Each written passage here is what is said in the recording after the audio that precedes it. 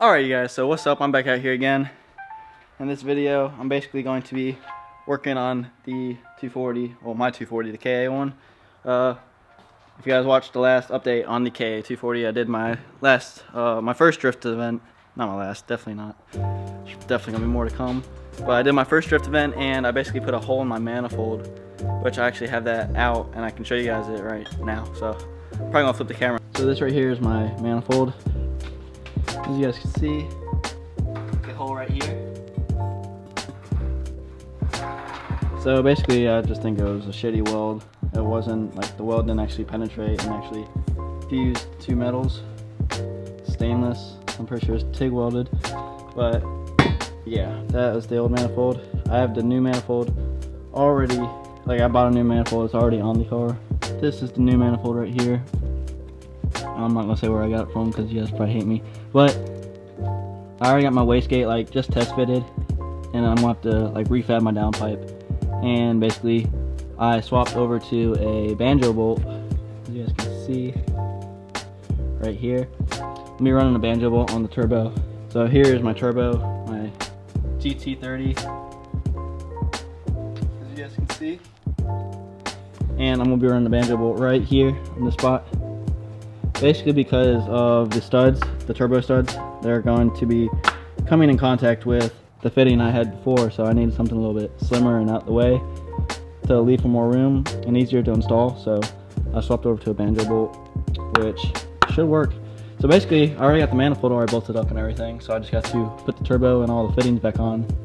And the inlet and the outlet for the compressor housing bolts up fine with the intercooler piping. It's just the downpipe's not going to be the same, so I'm going to have to refab all that, like I just said a little while ago. So what I'm going to be doing is just basically fitting this up and tinkering around with the turbo and everything, trying to get this banjo bolt, which is going to be the biggest headache in the world, trying to get that fitted up there, and hopefully it goes smoothly. So that's what I'm about to do right now. Alright you guys, so I'm going to install my studs right fast onto the manifold. Basically what I'm going to do is just put some red Loctite, not sure if you guys can see that, red Loctite onto the stud.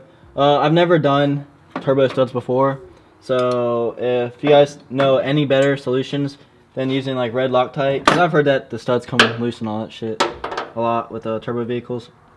So yeah, if you guys know any better solutions than using red Loctite, like tack welding the studs to the manifold or whatever, like anything, leave it down in the comments. I might try it out if this doesn't work. So yeah, I'm about to do that right now.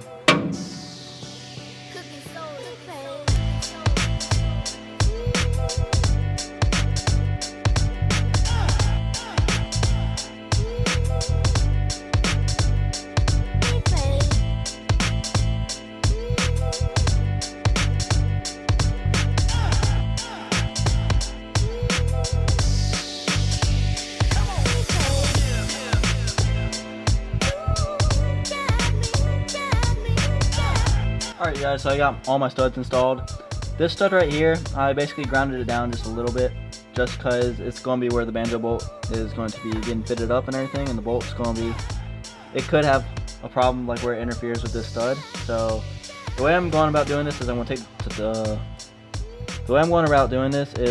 the turbo and bolt the turbo down first, and then I'm going to see if I can do the banjo bolt second, because I know for a fact if I do the banjo bolt first and mount that up onto it, it's gonna be like hell basically bolting this last stud up, like, and actually torquing down the turbo.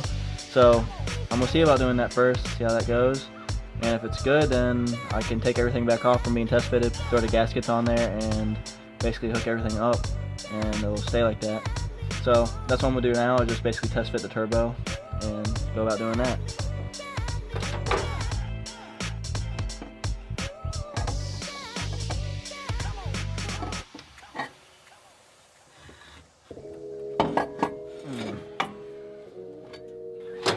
Alright, so slash that. I have to do something about my downpipe. I'm probably just going to undo it because I have a little V-band down there. Downpipe's going to get in my way. So jack the car up, take the downpipe off, and then see about doing the turbo then.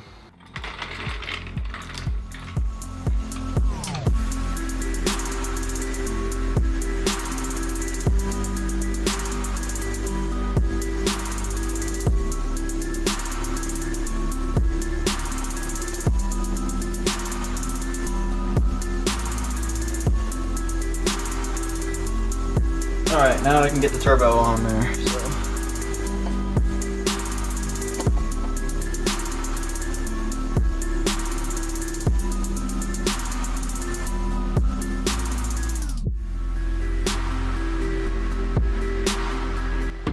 Alright, so the turbo is basically bolted up, snugged up, it's not moving. If you guys are already wondering, I had to basically reclock the turbo, like I forgot what it's called, it's like a CHRA, the centerpiece of the turbo.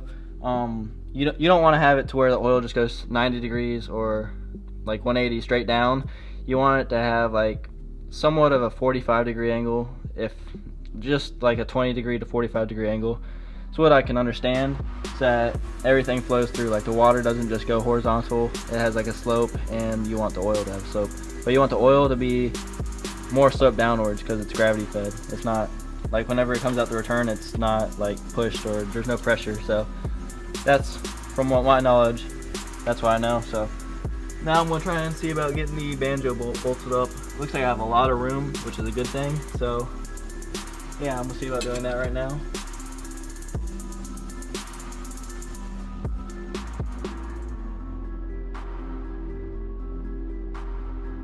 Alright guys, so this is actually going a lot smoother than what I thought it was. Getting it threaded up was probably the hardest part, but I don't know if you guys can see that, but this is the banjo bolt right here. Alright, so I changed the lighting around a little bit, but this is the banjo bolt right here, but this is like where the fitting's gonna plug into. Right here. I have like enough room and everything to like tighten this down. It's awesome. I have just enough room.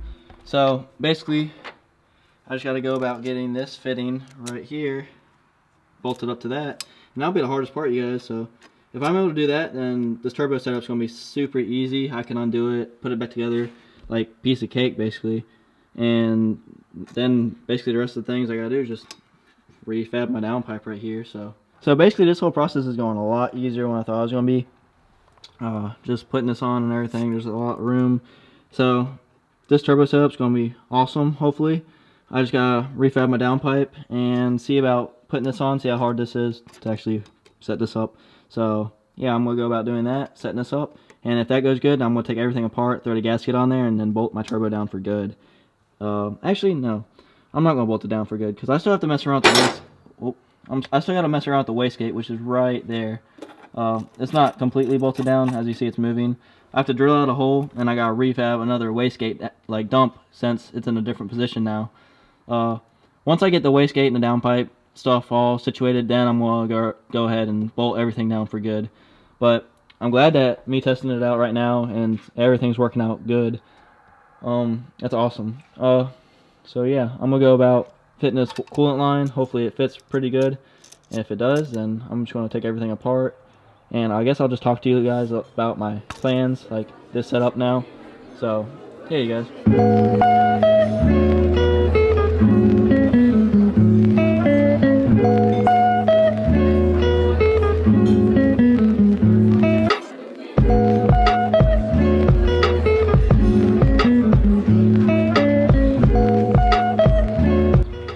So just as I expected, it was another easy setup. See how I have the coolant line actually hooked up now. Just goes right here, 90 right here, and then 90 again, and it goes back around to where I have it plugged into to get my coolant to go through the turbo. So that's my whole new setup. I'm not sure if you guys can see it really good, but banjo bolt, I'm able to get to the stud. So just pop this banjo bolt off, and I can tighten my turbo down easily on all 4 of them. It's not a hassle at all, and yeah. So that's my whole turbo setup. It's awesome. Alright you guys, so basically I'm going to talk to you about my setup a little bit. So the turbo manifold I'm going with now is, I think it's the EMUSA one. It's not off of eBay. I'm pretty sure it can be found on eBay. But I bought it from Walmart. It's pretty funny.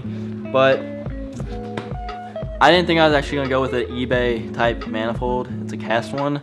But after breaking this one right here, show you guys again the freaking wastegate flange, I'm trying to stay away from any tubular manifold, like anything that's been TIG welded, stainless steel, anything stainless steel, TIG welded, but is also that it's cheap. If I was to go with another one that is a tubular one and it's TIG welded and stuff, I'm either going with a DOC Doc Racing or a full race Manifold, which if you guys have seen the price on those, they're pretty pricey. It's like 600 plus for a DOC or a full race Manifold, which is a lot of money, which I don't have a lot of money like that. I'm not balling, so I can't get those. Well, as of right now I can't, and I'm definitely wanting to drive my car again. I'm gonna just be straight up with you guys. I'm in a rush. I want to freaking get back on the track and get more seat time, and doing so, I thought a cast manifold would be awesome. I read up on the forums about this manifold.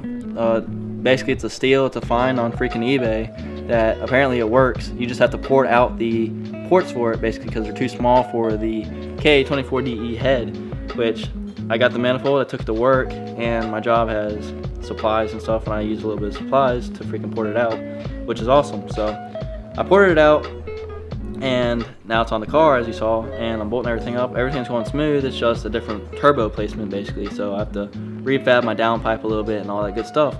But I haven't actually got to test it out yet, so when I test it out, I'll definitely have a full review, because a lot of people were iffy about it on the forums, but then some were saying it's gold. Because, I mean, it's a cast manifold. They're basically bulletproof. It's just the fact that it's sold on eBay for such a cheap price that people don't want to fuck with it. So I'll be the dummy that fucks with it, and if it freaking works, then I'll let you guys know. But remember, I had to port it out and all that stuff. It just doesn't come straight from eBay and throw it on there, and it freaking works great. I'm pretty sure you could throw it on there and it works, but it won't work as great as probably how I have it set up. I would show you guys the ports and everything, how I did it.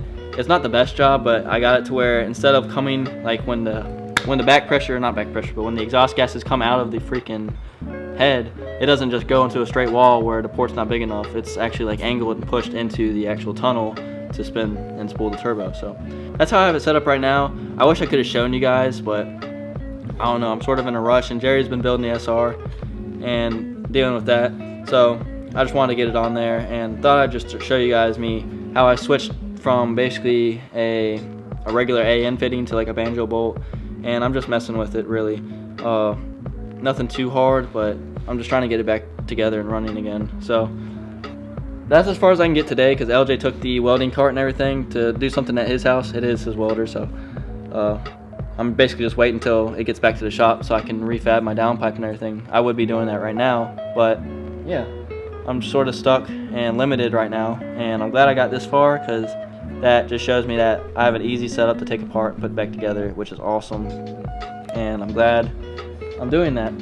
Also, I was just running a cone filter on the front, and now I'm not able to do that since the turbo is placed differently. It's angled to where the inlet is like right there in front of or behind the distributor and all the wires and all that crap. So what I'm going to end up having to do most likely is run some type of mesh, which again, I'm not really trying to, I don't really want to run mesh because you can get some debris and everything go in the turbo and mess everything up. But it looks like that's one of the only options I have, unless I can get some coupler to bend around there or some crap. But as of right now, that's what I'm looking at, is just running mesh, and it's going to be basically open turbo. Plus, like a lot of good stuff about it, like that you get more like flow and everything like that, and there's less, like a shit ton less resistance, and you can build a lot of power off this, quicker spool rate and everything like that, which I'm looking forward to. But then you have a higher chance of something fucking your turbo up, which is not cool with me really. So sort of bummed about that part about the manifold, but fuck it, I guess. You live and you learn. So I guess I'm just a learning test sample, test experiment for you guys to basically learn off of. So fuck it.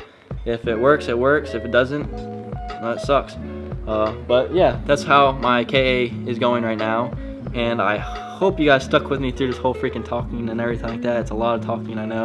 And I know for a fact I probably wouldn't have sat through this much talking unless I'm learning valuable information, which I hope you guys are learning something from this build. But yeah, that's about it, you guys. I hope you guys stay tuned for the next video. If it's KA related, it's probably going to be messing around with the downpipe and the wastegate dump pipe. And if it's SR related, it's probably updates on how Jerry's SR is doing, which I'm going to leave a hint for you guys right now. The SR is not doing so great. We haven't got it running yet. It's in the car. Oh, it was in the car. It's back out of the car now. Just letting you guys know. We'll give you full updates on the SR build and KA build soon. So I guess later, you guys.